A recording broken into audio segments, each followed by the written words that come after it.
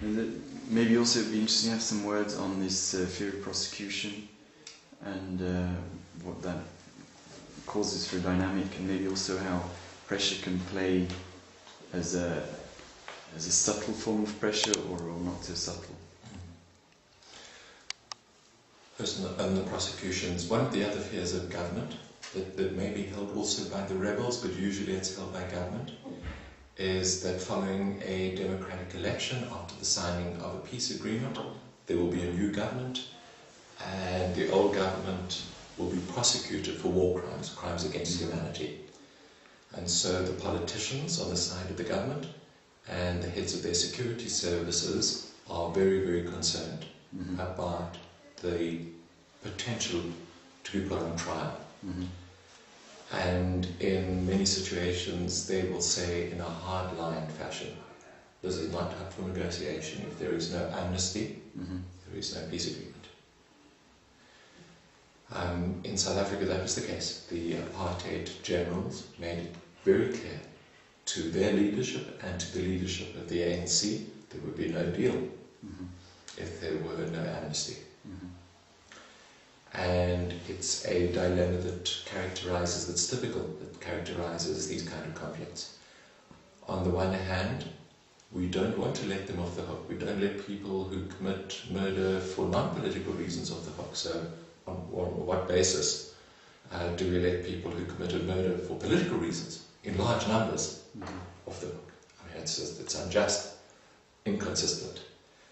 On the other hand, if we don't make a deal with the generals in these kind of situations, it might be the case that we have no peace and therefore no justice at all. So it's not really simply peace versus justice, it's much more complicated. In South Africa, this problem was resolved not by outside actors, not by the ICC or the United Nations, it was resolved by we the people. Our political parties negotiated a solution to this problem to their satisfaction. And the solution was our Truth and Reconciliation Commission, which was headed by Archbishop Tutu.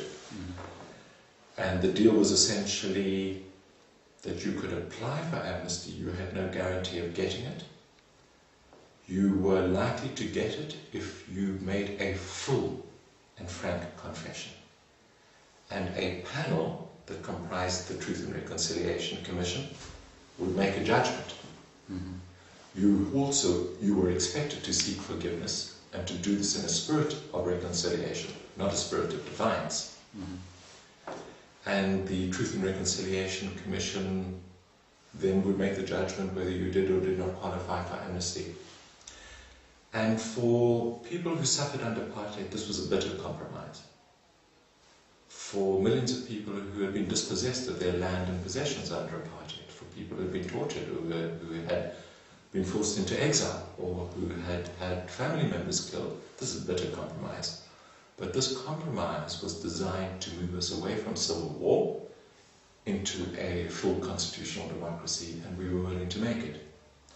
The political parties negotiated the key elements of the deal before our first democratic election in 1994, and then our first democratically elected parliament passed the law that created the Truth and Reconciliation Commission.